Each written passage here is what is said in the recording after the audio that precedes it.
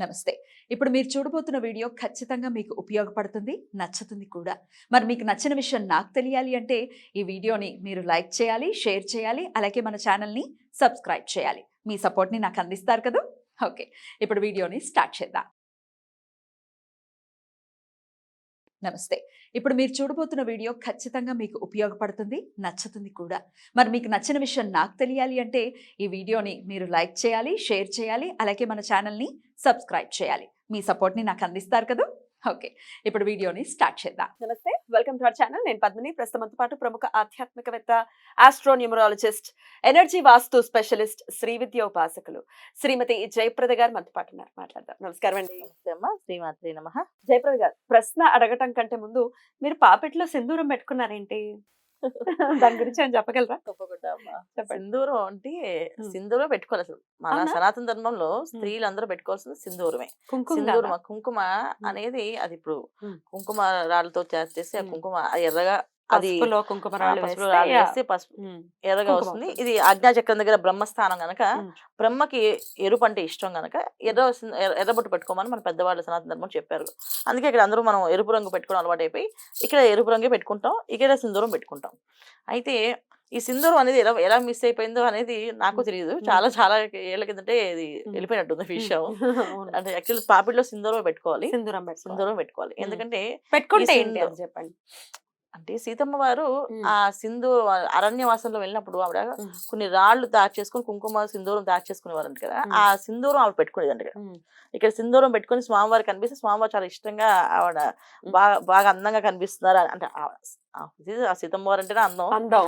అందానికి అవును, అవును. లేదు, ఇంకా ఇంకా అందంగా వచ్చేది సింధూరం అని. ఆ. అలా పెట్టుకుంటుంటే ఒక రోజు ఆంజనేయ స్వామి వారు ఉమ్. అడిగి, అమ్మ రోజు ఇక్కడ పెట్టుకుంటున్నారు అదేంటమ్మా అంటే, ఇది సింధూరం స్వామివారికి ఇష్టం అని అంటే, ఉమ్. స్వామి వారికి ఈ సింధూరం ఇష్టం అయితే నాకు ఇష్టం ఉండాలని చెప్పి ఈయన ఒళ్ళంతా రాసుకున్నారని. సో అందుకే అందుకే సింధూర లేపన స్వామివారికి పూస్తే మన పని అయిపోతుందని చెప్పి మనకి చెప్తుంటారు. సింధూర లేపన ఒంటికంతా స్వామివారికి పూయిస్తే Right. ఎటువంటి పనైనా ఈజీగా అయిపోతుందని చెప్పి Right. అందరూ అంటుంటారు కదా. హా. సింధూర లేపన, సింధూరం పెట్టుకోవడం ఆంజనేయ స్వామికి అది అలా వచ్చేసి ఇది మగవాళ్ళే సింధూర ధారణ చేయాలేమో అనే ఉద్దేశంతో అందరూ మర్చిపోయాం.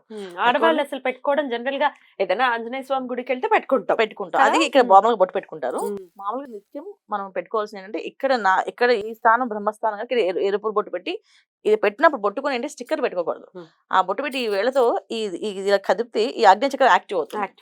ఎప్పుడైతే ఆజ్ఞాచక్రం యాక్టివ్ అవుతుందో మైండ్ అన్ని టెన్షన్స్ నుంచి రిలాక్స్ అవుతాం. ఉమ్. చాలా మంచి ఉంటుంది, బాగా తలనొప్పి వస్తుంది ఆంజనేయ ఏంటి అమృతాంజనం లేకపోతే మద్దన అన్ని చేస్తుంటారు. ఉమ్. వాటన్నిటి కంటే కూడా ఈ వేళతో ఇక్కడ పెట్టి దాన్ని ఇలా తిప్పితే ఇదంతా యాక్టివ్ అవుతుంది ఉమ్. ఆజ్ఞాచక్రాన్ని. Right. సో దీనికోసం రోజు ఆడవాళ్ళకి అది ఈజీగా ఉండడానికి ఆ సింధూరాన్ని పెట్టుకొని ఇలా తిప్పి దాన్ని రౌండ్ గా పెట్టడం. అసలు రౌండ్ బొట్టు అనేది కూడా దాని వల్ల వచ్చింది. ఉమ్. ఇలా రౌండ్ దాన్ని ఇలా తిప్పితే ఆటోమేటిక్ గా రౌండ్ అయిపోతుంది ఉమ్. బొట్టు. ఉమ్. అలా రౌండ్ గా పెట్టుకున్నాం. Right. సో అందుకని ఈ స్థానంలో మనం కుంకుమ కుంకుమ పెట్టుకుంటాం, పెట్టుకోవాలి, ఇక్కడ సింధూరం ఇక్కడ సింధూరం పెట్టుకోవాలి. ఇక్కడ సింధూరం పెడితే భర్తకి ఆయుష్ పెరుగుతుంది. పెరుగుతుంది అంటారు. తర్వాత మాంగళ్య దోషాన్ని తొలగిస్తుంది అంటారు. Okay. సో 5 స్థానాల్లో ఆడవాళ్ళు ఎక్కడెక్కడ బొట్లు పెట్టుకోవాలి. ఉమ్. ఒకటి మన నుదుట, తర్వాత ఇక్కడ కుంకుమ, తర్వాత కంఠస్థానం, తర్వాత నాభి స్థానం, తర్వాత నాభి. హృదయ స్థానం. హృదయం. సో ఈ స్థానాలకు కంపల్సరీ బొట్టు ఉంటుంది. ఈ హృదయ స్థానంలో ఏంటంటే మంగళసూత్రాలు ఉంటాయి కనుక మంగళసూత్రానికి పెడతాం. ఉమ్. మన హృదయంలో పెట్టుకుంటాం, ప్లస్ మంగళసూత్రానికి బొట్టు పెట్టి మంగళసూత్రానికి హారతి ఇచ్చి చేస్తే ఉమ్. మాంగళ్య దోషాలు పోతాయి. అంటే చాలా మందికి వివాహాలు అయిన చదువుకున్న భార్య భర్త మధ్య సమస్యలు రావడం కానీ, ఉమ్. చీటికి మాటికి బాధపడడం కానీ ఇవి జరుగుతుండే, మానసిక సంఘర్షణ జరుగుతుండే వాళ్ళిద్దరికి. సో అలాంటి సంఘర్షణ నుంచి దూరం అవుతారని చెప్పి ఉమ్. ఇలా పెట్టుకోండి. అసలు బొట్లే పెట్టుకోవట్లేదు కదా చాలా మంది. బుట్ట ఏది ముందు మంగళసూత్రం ఏది? మంగళసూత్రాలే వేసుకోవట్లేదు, Right. బొట్లే పెట్టుకోవట్లేదు. సో ఇది మంగళసూత్రం వేసుకునే వాళ్ళకి, చక్కగా బొట్లు పెట్టుకునే వాళ్ళకి ఇలా పెట్టుకోవడం వల్ల చాలా విశేషమైన ఫలితాలు ఉంటాయి. ఉమ్. ఆరోగ్య సమస్యల నుంచి బయటపడతారు. Right. ఎందుకంటే హారతి ఆరోగ్యం కూడా ఇవ్వచ్చా అండి మంగళసూత్రానికి? తప్పకుండా. ఉమ్. అంటే గౌరీ స్థానం అంటాం కదా. ఉమ్. ఎప్పుడైతే గౌరీ పూజ చేసి మాంగళ్య ధారణ జరుగుతుందో మన మెడలో, ఉమ్. అక్కడి నుంచి అది మనం అర్ధనాదశ సత్వాన్ని మనం తెచ్చుకుంటాం కనుక, సో ఆటోమేటిక్ గా మనలో సగభాగం ఆయన అంటే ఆయనకి హారతి ఇచ్చుకున్నట్టుగా మనం మంగళసూత్రానికి ఇస్తాం. Right. ఎల్లవేళ వాళ్ళు అందుబాటులో ఉంటే వాళ్ళకి ఇస్తారు, తీసుకెళ్లి హారతి ఇస్తాం. ఇవాళ రోజు ఏమంటే భార్య పూజ, భర్త పూజ చేసుకుని బయలుదేరాల్సి వస్తుంది. అలా అయిపోయింది కాలం.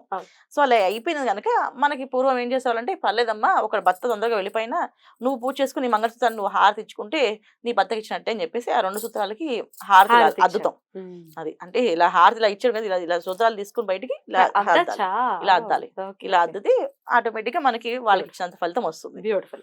అయితే మంగళసూత్రం టాపిక్ వచ్చింది కాబట్టి హృదయ స్థానం దగ్గర ఉండాలండి మంగళసూత్రం, బాగా కిందకి కూడా వేసుకోవాలి అనేది వింటూ ఉన్నాను. ఉమ్. ఎక్కడ ఉండాలండి హృదయ మంగళసూత్రం? స్థానంలో ఇక్కడ ఉంటారు. మాత్రమే ఆ, ఇక్కడికి ఉండాలి అని నేను లేదు ఉమ్. హృదయ స్థానంలో. ఎందుకంటే మంగళసూత్రం ధారణలో మంగళసూత్రం కట్టినప్పుడు అక్కడ మనకి మంగళసూత్రాలతో పాటు ఒక ముత్యము, ఉమ్.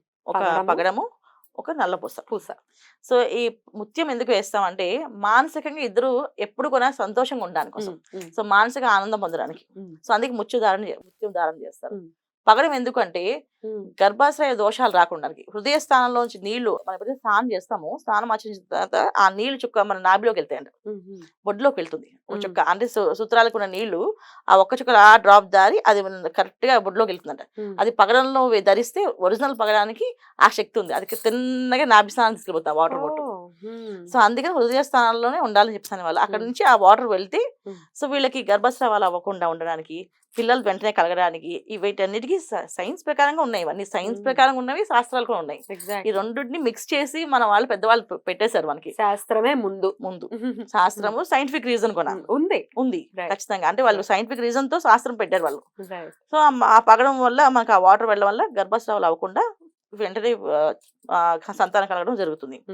నల్లపూస, అబ్బా ఎంత మంచి జంటో, భలే ముద్దుగా ఉంటారు వీళ్ళు, భలే మాట్లాడుకుంటారు అంటే దిష్టి. ఇష్టే కదా. సో ఆ దిష్టి తగలకుండా నల్లపూసలు వేసేస్తారు. Right. సో నల్లపూసలు ఎందుకు వేస్తారంటే మెయిన్ అంటే దిష్టి తగలకుండా ఉండడానికి. నల్ల పూసలు కూడా అందుకే కదా, ఈ నల్ల పూస. నల్లపూసలు అందుకే. అంటే ఇప్పుడు నల్లపూసలు మనం వేసుకుంటున్నాం కానీ మంగళసూత్రంలో వాళ్ళ పూర్వము అంతంత వైభోగంగా ఉండేవాళ్ళు. కానీ వాళ్ళకి ఏంటంటే ముందు మాంగళ్యమే బంగారం కింద ఆభరణం కింద భావించారు. సో ఆ ఆభరణాన్ని దిష్టి తగలకూడదండి, దానికి నల్లపూసలు వేసేవాళ్ళు. అంటే ఆ మంగళ్యం దోషం అంటే ఆ బంగారానికి ఆ దిష్టిని కాదు, వాళ్ళ జంటకి Right. ఎక్కడైతే ఈ మాంగళ్యం దూరం అవ్వకూడదు, ఈ మాంగళ్యం నాకు ఎప్పుడు ఉండాలి ఎల్లవేళ్ళ అంటే నరదిష్టి నల్లరాయిన బద్దలైపోతుంది కదమ్మా. Definitely. సో అందుకని వీళ్ళు ఏం చేసేవాళ్ళంటే ముందే పెద్దవాళ్ళు ఆలోచించి నల్లపూసలు కూడా వేసి మంగళసూత్రానికి అటొకటి ఇటు నల్లపూసలు, అటొకటి ఇటు పగడము, అటొకటి ఇటు ముత్యాలు వేసేవాళ్ళు. అలా మంగళసూత్రం దానికోసం. సో మాంగళ్యం మళ్ళీ ఉంటే శ్రీరామ రక్షగా ఉంటుంది వాళ్ళకి. Right. అలాగే బయటకి వేసుకుంటూ ఉంటారు, చాలా మంది చూస్తూ ఉంటాం కదా. మొత్తం సూత్రం అనేది కనపడకూడదు అనేది విన్నాను నేను. అవును. ఇందులో ఏంటండి నిజాలు ఏంటి? సూత్రాలు బయటకే ఉండకూడదు, లోపలే ఉండాలి. లోపల సూత్రాలు కనపడకూడదు. హృదయ స్థానానికి తగిలి ఉండాలి. ఆ హృదయ స్థానం తగలంటే ముత్యాలు ఉంటాయి దానికి. ఆ హృదయ స్థానం ఉండడం మానసిక స్థైర్యాన్ని అందించే చంద్రుడు కదా అనుగ్రహం. మన జాతకంలో చంద్రుడు బాగున్నా బాగలేకపోయినా ఈ ముత్యాలు మన హృదయాన్ని తగులుతుంటే మనం మానసికంగా ప్రశాంతంగా ఉంటాం. ఎందుకంటే భర్త రాగానే భార్య ఆనందంగా నవ్వుతూ వెళ్ళి ఎదురొచ్చి ఏం కావాలండి, ఆయన కోపంగా వచ్చినా ఈవిడ కొంచెం శాంతంగా మాట్లాడితే అవి జరిగేవి అన్ని.